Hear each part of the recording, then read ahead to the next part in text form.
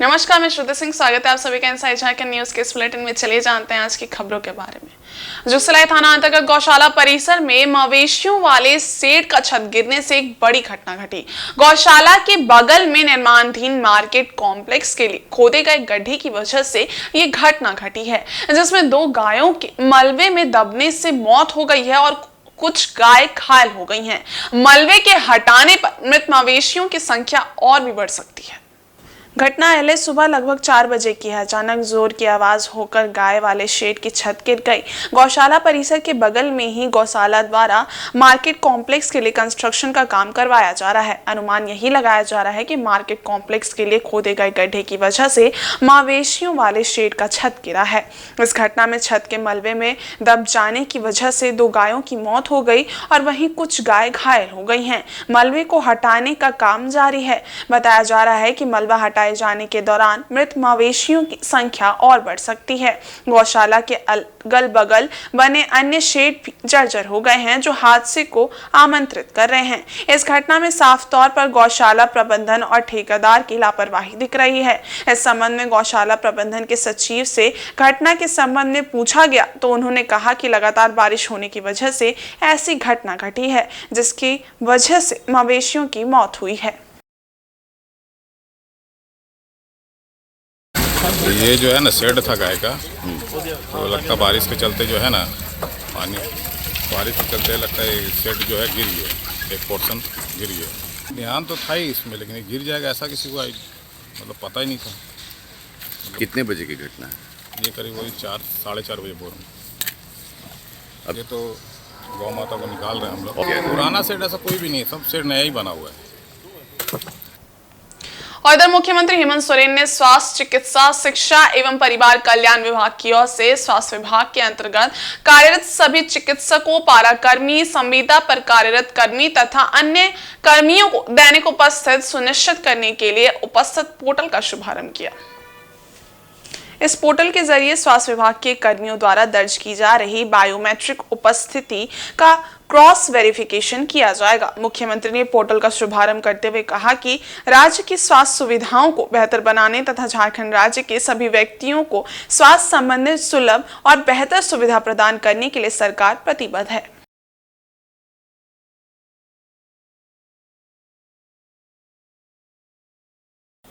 और दूसरी ओर मुख्यमंत्री हेमंत सोरेन की अध्यक्षता में झारखंड मंत्रालय में झारखंड राज्य सजा पुनरीक्षण पार्षद की 31वीं बैठक संपन्न हुई।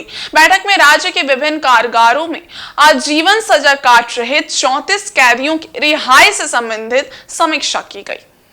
बैठक में मुख्यमंत्री हेमंत सोरेन ने राज्य सजा पुनरीक्षण पार्षद की अनुशंसा के आलोक में राज्य के विभिन्न कारागारों में आजीवन सजा काट रहे 74 कैदियों के कारामुक्ति हेतु अधिकारियों के साथ गहन विचार विमर्श एवं समीक्षा के उपरांत 39 कैदियों को रिहा किए जाने के निर्णय पर अपनी स्वीकृति दी। समीक्षा के क्रम में न्यायालयों संबंधित जिलों के पुलिस अधीक्षक, जेल अधीक्षक और प्रोबेशन पदाधिकारी के मंतव्य पर बिंदुवार विचार विमर्श करने के पश्चात 39 कैदियों को रिहा करने पर सहमति बनी।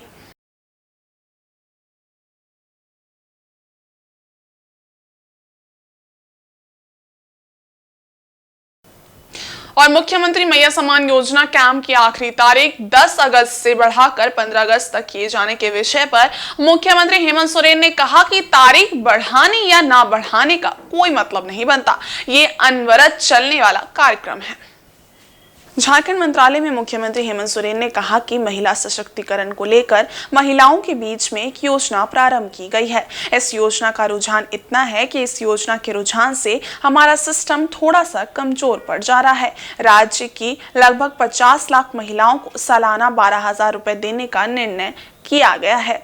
अभी बारिश का मौसम और खेतीबाड़ी का समय होने के बावजूद भी महिला सेंटरों में अप्रत्याशित भीड़ देखी जा रही है। कुछ लोग नाराज हो रहे हैं तो कुछ लोग खुश हो रहे हैं। ग्रामीण क्षेत्रों में कभी मोबाइल नेटवर्क काम करता है, कभी नहीं करता। उसके बावजूद हम लोगों ने निश्चय किया है कि कोई भी महिला इस योजना से लाभान्वित होने से नहीं बचे, चाहे ऑनलाइन हो या ऑफलाइन हो। बहुत सारी चीजों को मॉडिफाई करते हुए आगे बढ़ाया जा रहा सकता है। मुख्यमंत्री ने कहा कि ऐसा नहीं है कि 15 तारीख के बाद आवेदन नहीं लिए जाएंगे।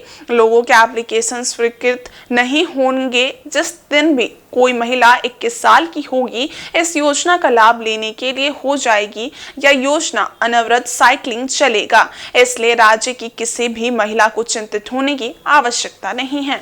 आपकी सरकार आपके द्वार कार्यक्रम शुरुआत करने वाले हेमंत सोरेन सरकार ने इस योजना के विषय पर कहा कि किसी भी चीजों को देखने के लिए ग्रास रूट पर तो जाना होता है। आपको मालूम है कि और पूरे राज्य के लोगों को मालूम है कि हम लोगों ने महिला सशक्तिकरण को लेकर उनके बीच में एक योजना प्रारंभ किया है और रुझान इतना अधिक है उस रुझान से हम लोगों के कई सिस्टम थोड़े से कमजोर पड़ जा रहे हैं। लेकिन कोई बात नहीं, शुरुआत करते हैं तो जो भी चुनौती आती है वो चुनौती बेहतर के लिए अच्छा होता है और उस सभी चीज़ों को ध्यान में रखते हुए इस राज्य के लगभग 50 लाख महिलाओं सालाना 12,000 रुपये हम लोगों ने देने का निर्णय किया है। और अभी बारिश का भी मौसम है, खेती बाड़ी का भी मौसम है, इसके बावजूद महिलाओं की जो सेंटरों में भीड़ है वो अप्रत्याशित है। कुछ लोग नाराज भी हो रहे हैं, कुछ लोग खुश भी हो रहे हैं। कभी कंप्यूटर का लिंक, क्योंकि आपको पता है कि ग्रामीण क्षेत्रों में मोबाइल नेटवर्क कहीं काम करता है, कहीं काम नहीं करता है। उसके बावजूद हम लोगों ने ये निश्चित किया है कि कोई भी महिलाएं इसमें लाभ ले, उसको ऑनलाइन हो या ऑफलाइन हो, और बहुत सारी चीज़ों का मॉडिफिकेशन करते हुए चीज़ों को आगे बढ़ाएंगे। राष्ट्रीय अनुसूचित जनजाति आयोग की टीम सोमवार को जमशेदपुर पहुंची, जहां उन्होंने अनुसूचित जनजाति से जुड़े कई मामलों को लेकर जिले के आला अधिकारियों के साथ बैठक की, साथ ही साथ कई दिशा निर्देश भी दिया। आयोग के सदस्य डॉक्टर आशा लकड़ा के नेतृत्व में यहां टीम पहुंची थी। मुख्य रूप से अनुसूचित जनजाति के लोगों की शिकायत एवं उनके लिए चलाए जाने वाले योजनाओं का कितना लाभ उन तक पहुंचता है, इसकी जांच आयोग की टीम ने की। इसके बाद आयोग की सदस्य डॉक्टर आशा लकड़ा ने मीडिया से बातचीत की। उन्होंने कहा कि शिक्षा, स्वास्थ्य समेत तमाम विभागों की जानकारी इस दौरान हासिल की गई है। साथ ही जहां भी कमी खामी है उसे दुरुस्त करने का निर्देश भी दिया गया है। कि जिस जगह पर सांख्यिकी विकास पदाधिकारी को हमने पूछा इस एरिया में कितना ब्लॉक में, प्रत्येक ब्लॉक में कितना जनसंख्या है, कितना रेवेन्यू विलेज है, वह भी उनके पास जानकारी नहीं थे। तो हमने बोला है कि जिला दुरुस्त करना हो। राष्ट्रीय अनुसूचित जनजाति आयोग की टीम आई और आज आदिवासी संगठन के विभिन्न समुदाय के विभिन्न संगठनों से बैठक हुई। उनसे कुछ विषय निकल कर के आए और जिला प्रशासन के साथ हमने बैठक किया। हेल्थ से लेकर के एजुकेशन और तमाम जितना 15-16 योजनाएं हैं, विभाग हैं, उनके साथ हमने बैठक किया और हमने पाया है कि जो हेल्थ विभाग है, हेल्थ विभाग में डॉक्टर्स तो कम हैं, लेकिन हमने कैंप लगाने के लिए निर्देश दिया है। विशेषकर मूसाबनी क्षेत्र में इंडस्ट्रियल एरिया है, वहाँ के बच्चे कुपोषित पैदा हो रहे हैं, नहीं तो किसी महिलाओं का गर्भ में ही बच्चा मर जाता है। तो इसके लिए कैंप लगाने बोले हैं और जितना लाभ उनको देना चाहिए वो दे।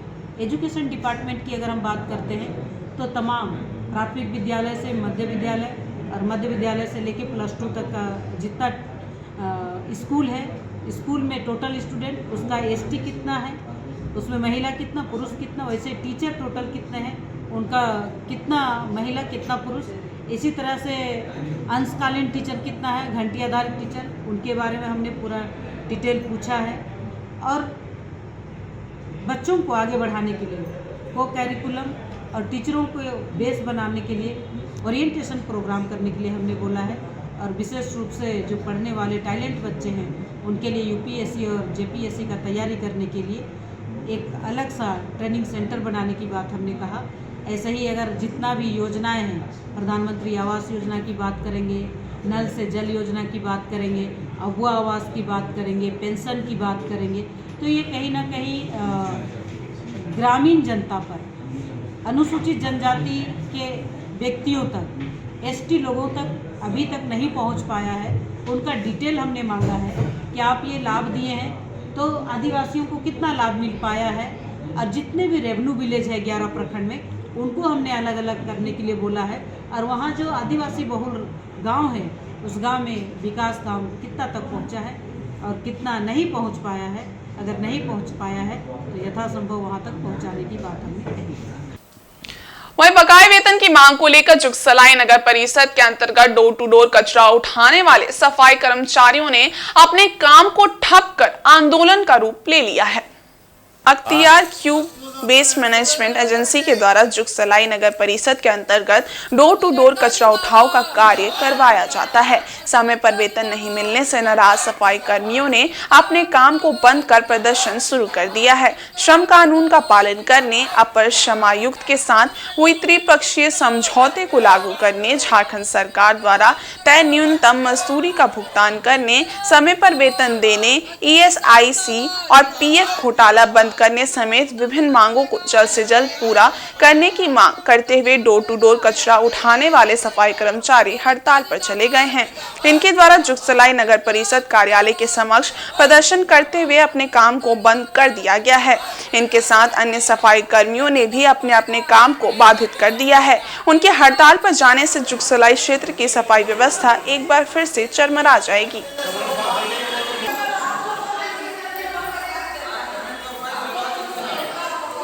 बताइए। हम लोग को तो समय से वेतन दिया नहीं जाता है और PF भी सही निश्चित रूप से जो काटता है वो भी दिया नहीं जाता। जो पेमेंट का बात होता 10,900 रुपया लेबर का था PF ऐसे काट के, ड्राइवर लोन का था 14,300 रुपया PF ऐसे काट के। लेकिन हम लोग को फुल काम करने का वजूहत में हम लोग को लोन देता है 9,300 रुपया देता फुल पेमेंट में 26 दिन का, और PF ऐसे ही भर रहा नहीं। मिलना जो बात हुआ 10,900 मिलना चाहिए PF ऐसे काट के, लेकिन वो देता ही नहीं है भुगतान। हम लोग का अभी 2 महीना से वेतन नहीं दिया हुआ, 1 महीना का भी दिया है तो उसमें से 30% बिना पूछे डाले थे पैसा लोन, और वो लेबर का साथ बैठ के बात करने का जगह अपना मर्जी से 30% डाल दिया, जो कि आपका वेतन लेट में होगा ये भी नहीं बोला है, लेकिन पैसा डाल दिया है। पैसा हम लोग सोचे कि पेमेंट बढ़ा हुआ पैसा रुक गया था वही वाला मिला, बोल के हम लोग निकाल ले पैसा। बाद में पेमेंट एक तो पेमेंट साहब का ऐसे बोला कि हम पेमेंट भेज रहे, तो ये साहब जब बोला इसको पेमेंट भेजिए बोल के, तो दूसरा दिन में पेमेंट भेजा। जब तक कि हम लोग का मांग पूरा नहीं करे तब तक हम लोग लड़ाई करेंगे। वहीं देर रात NH 33 रांची जमशेदपुर मार्ग स्थित भुइयाडी के दुकानों में भीषण आग लग गई, जिससे लाखों की संपत्ति जलकर खाक हो गई। घटना का कारण शॉर्ट सर्किट बताया जा रहा है।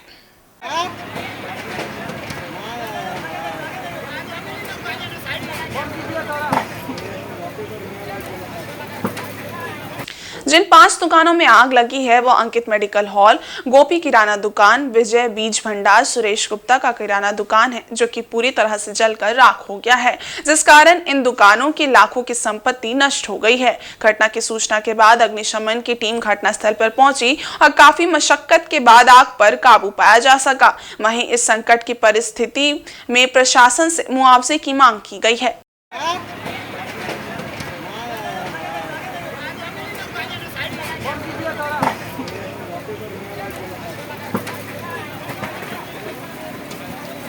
पाँच ले 4 मिनट पहुंची गाड़ी।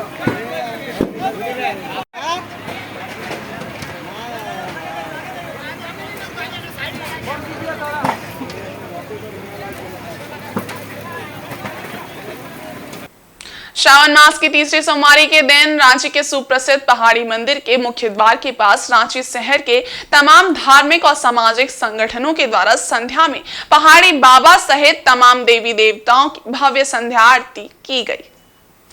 महाआरती के बाद बोलबम के नारों से पूरा पहाड़ी परिसर गूंजयमान हो गया। उसके बाद सैकड़ों भक्तों के बीच खीर महाप्रसाद का वितरण किया गया। आने वाले सोमवार को और भी भव्य कार्यक्रम होगा। तमाम अतिथियों का अंग वस्त्र देकर सम्मानित किया गया। बोलबम बोलबम बोलबम बोलबम बोलबम बोलबम बोलबम बोलबम बोलबम बोलबम बोलबम बोलबम बोलबम बोलबम बोल बम बोल बम हर हर महादेव। और इधर आदित्यपुर ऑटो क्लस्टर के पास 7 फेज स्थित नेताजी सुभाष मेडिकल कॉलेज एवं हॉस्पिटल में 5 अगस्त सोमवार से फ्री ओपीडी सेवा की शुरुआत हुई है। इस मौके पर नेताजी सुभाष यूनिवर्सिटी के कुलाधिपति मदन मोहन सिंह के साथ कई गणमान्य लोग उपस्थित थे। नेताजी सुभाष मेडिकल कॉलेज एवं हॉस्पिटल 650 बेड की सुविधा दी गई है, जिसमें 55 आईसीयू का बेड है। 2 वर्ष पूर्व इस अस्पताल के निर्माण के लिए भूमि पूजन हुआ था। यहां अगले वर्ष 2025 से 150 सीट पर मेडिकल के छात्रों की पढ़ाई भी शुरू होगी।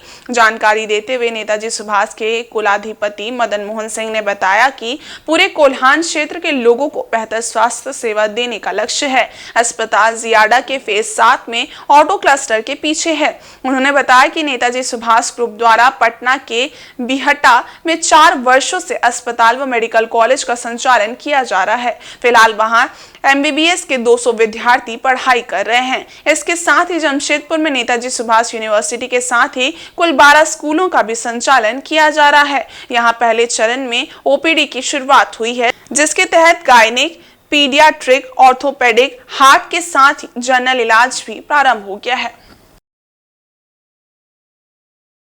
आज शुरुआत तो हो गई। आपको 24 घंटा हम सुविधा देंगे। सारा फैसिलिटीज एवं क्लास का होगा। आज ये आम आदमी के लिए, गरीब तबके के लिए ये आज हॉस्पिटल उनको समर्पित कर दिया गया। किस तरह का फैसिलिटी उपलब्ध करा रहे हैं? इसमें सारी फैसिलिटी जो हॉस्पिटल में होना चाहिए उसको सारी फैसिलिटी यहाँ मिल रही है और ज़्यादा मिल रही है। ओपीडी फ्री है। ओपीडी पहले से ही फ्री था और ये परमानेंट फ्री रहेगा। ओपीडी का कभी भी चार्ज नहीं लगेगा, मैनेजमेंट नहीं लगेगा। ये नहीं कि आप फ्री कर फिर 1 साल के बाद पैसा लेने लगेंगे, कभी भी पैसा नहीं लगेगा। केवल चार्ज का पैसा लगेगा और वह भी मार्केट से समझिए 50% कम है। खान और पूरे राज्य के लिए आज सौभाग्य का दिन है कि इतना बड़ा अस्पताल 24/7 multi speciality Netaji Subhash Chandra medical college और हॉस्पिटल आज जनता को सुपुर्द किया गया है। और मुसावनी नंबर 1 से जिला परिषद डाक बंगला में सोमवार को फूलो झानो पुस्तकालयों को फिर से चालू करने को लेकर बैठक हुई। मुसावनी नंबर 1 से जिला परिषद डाक बंगला में सोमवार को आकांक्षी प्रखंड के फैलो कुमार सामंजस्य की अध्यक्षता में बैठक हुई। इसमें बंद फूलो झानो पुस्तकालय को फिर से चालू करने का निर्देश दिया गया। बैठक में कहा गया है कि 9 अगस्त को विश्व आदिवासी दिवस पर पुस्तकालय को फिर से चालू करने, विद्यार्थियों के लिए नवोदय परीक्षा की तैयारी और जेटेट परीक्षा की तैयारी कराई जाएगी। आने वाले दिनों में प्रतियोगिता परीक्षा व एसएससी की तैयारी कराई जाएगी। बैठक में डॉक्टर MM पात्रो, मोहम्मद सुलेमान, शंभुनाथ सतपति समेत कई लोग उपस्थित थे। सर वो हमें दिए हुए तो हम लोग क्योंकि लैब एंड थ्योरी दोनों एक साथ और साथ में स्पोकन का भी उसका हमारा नीति आयोग की तरफ से आकांक्षी प्रखंड है मुसावनी, तो इसमें हमारा ये प्रयास है कि यहाँ पर पहले लाइब्रेरी सुचारू हुआ करता था फूलो झानो के नाम से, तो इसी को फिर से हम लोग चाह रहे हैं सुचारू करना और इसको एक अलग ही एक हॉलिस्टिक रूप में इसको डेवलप करना। उसी के लिए हम लोग जो भी टीचर्स हैं, NGO कम्युनिटी है, उनके साथ मिल के ये मीटिंग किए ताकि जिस कारण से ये लाइब्रेरी पिछली दफ़ा बंद हुई थी वो कारण अब निरस्त हों और ये लाइब्रेरी अब चलते रहे। ये नहीं हो कि कोई एक पर्सन के एग्जिट होने से बंद हो जाए और इसका लाभ जो है पूरे मुसाबनी के बच्चों को मिले। और वहीं चक्रधरपुर के पूर्व विधायक शशि भूषण सामंत ने प्रेस वार्ता आयोजित कर चक्रधरपुर के विधायक सुखराम उरांव पर पलटवार किया है। उन्होंने कहा कि जिस शिकायत को लेकर विधायक सुखराम उरांव परेशान हैं, उस शिकायत केवल संबंधित विभाग के अधिकारी को किया गया है ताकि टेंडर में की गई अनियमितता पर कार्रवाई हो सके। उन्होंने ना तो ईडी से जांच कराने की मांग की है और ना ही सीबीआई से कोई कार्रवाई की मांग की है। ईडी सीबीआई से जांच कराने की बात निराधार है। विधायक सुखराम को तथ्यों को सामने रखकर बात करनी चाहिए। मनगढ़ंत बातें कर जनता को दिग्भ्रमित नहीं करना चाहिए। शशि भूषण सामंत ने यह भी कहा कि उनके कार्यकाल में चक्रधरपुर की जनता की समस्याओं को दूर करने के लिए कई विकास कार्य किए गए हैं। उन्होंने बताया कि उनके कार्यकाल में 16 पुलिया का निर्माण नुकसान हुआ है, लेकिन विधायक सुखराम उरांव ने इस आंकड़ा को भी मीडिया के सामने घटाकर पेश किया और अपनी राजनीति चमकाने का काम किया। उन्होंने कहा कि राजनीति करने के लिए सुखराम उरांव स्वर्ग सिधार गए नेताओं पर भी टीका टिप्पणी कर रहे हैं, जिससे जनता भी नाराज है। पूर्व सांसद स्वर्गीय लक्ष्मण गिलुआ को आज भी जनता सम्मान के साथ याद करती है। उनके कार्यों से क्षेत्र में विकास की नई लकीरें खींची गई, लेकिन स्वर्गीय लक्ष्मण गिलुआ को भी झामुमो मरणोपरांत बदनाम करने की कोशिश कर रही है। शशि भूषण सामंत ने कहा कि जनता बहुत झामुमो को विधानसभा चुनाव में जवाब देने जा रही है। इधर अल्पसंख्यक आयोग के पूर्व उपाध्यक्ष अशोक सारंगी ने कहा कि लोकसभा का चुनाव अलग है और विधानसभा का चुनाव अलग है। झामुमो इस गुमान में ना रहे कि लोकसभा चुनाव की तरह जनता विधानसभा चुनाव में भी उन्हें वोट करेगी। उन्होंने ये भी कहा कि हेमंत सोरेन बांग्लादेशी घुसपैठियों पर नर्म रुख अपनाए हुए हैं, जिससे आदिवासी समाज का ही नुकसान हो रहा है। भाजपा जब सत्ता में आएगी, कानूनी तौर पर घुसपैठियों के कागजात जांच कर उन पर कार्रवाई की जाएगी। इस बार जनता झारखंड की हेमंत सरकार को सबक सिखाने जा रही है और राज्य में हेमंत सरकार की विदाई तय है। प्रेस वार्ता को भाजपा महिला मोर्चा उपाध्यक्ष मालती गिलुआ और पवन शंकर पांडे ने भी संबोधित किया। मेरा विधायक काल में अब मैं यहाँ लिख के ले आया 16 मैंने पुलिया बनवाया और बंदगांव में जो 4 पुलिया बना उन लोग को हम बोला उस पर हम लोग नाम दीजिए, उन लोग नहीं दिया है। उसके साथ 18, 19, 20 हो रहा है। ठीक है, तो मेरा विधायक काल में आप लोग देखे हैं ये बांजी कुसुम से टोकलो रोड जो गया है 22 किलोमीटर 52 करोड़ का, वो भी सेंक्शन हुआ। मेरे ही विधायक काल में हमने क्वेश्चन डाला, उसमें बना। दूसरी बात, आज जितना जो आप नार में आप लोग देख रहे हैं, हमने क्वेश्चन डाले कि भाई ये पक्कीकरण होना चाहिए ये नहर, क्योंकि किसान लोग जल्दीबाजी में वो लोग अपना खेत में जल्दी पटवान के लिए वो लोग आड़ को पूरा कैनल आड़ को लोग काट रहा था। उसी चीज़ को मैं क्वेश्चन डाला, उसके बाद में इसमें जांच हुआ और आज ये जितना जो पक्कीकरण हुआ है आप लोग कैनल में आप लोग देख रहे हो मेरे ही विधायक काल में हुआ है। तो मैंने कौन सा विकास को हमने रोका, कहाँ विकास हमने करवाए। और बात रही भाई, आज मान लिया हमारा जेएमएम का लोग अगर कह रहे हैं तो ये लोग गलत है, हमको जांच कराए। अगर ये बोला जाए कि उससे पहले भी हमारे विधायक रहे जेएमएम का। लोकसभा में हार किस प्रकार की है? लोकसभा में इसको हार नहीं कर सकते। हमारी सीटें कमी है, सीट बढ़ी है जरूर, लेकिन सीट कमी है। कुछ क्षेत्र में हम कम गए, जैसे आप झारखंड में कहेंगे हमने 5 सीट ट्राइबल सीट हारा है। हो सकता है कुछ कर्म ज़्यादा, वो गठबंधन से लड़ते हैं, हमारे हैं ठीक है, हम सुधार कर लेते हैं। हमारे कई जो चूक है उसको हम सुधार कर रहे हैं 4-5 महीने में। अब आने वाले विधानसभा में जब लड़ेंगे तो हम डट के लड़ेंगे। अब हो रही बात, लोकसभा की चुनाव हो रही थी और लोकसभा चुनाव में सरकार तो हमारी बन गई ना।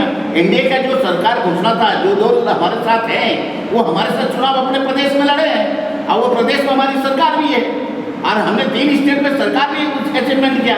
तो हमारी हार कहाँ से हुई?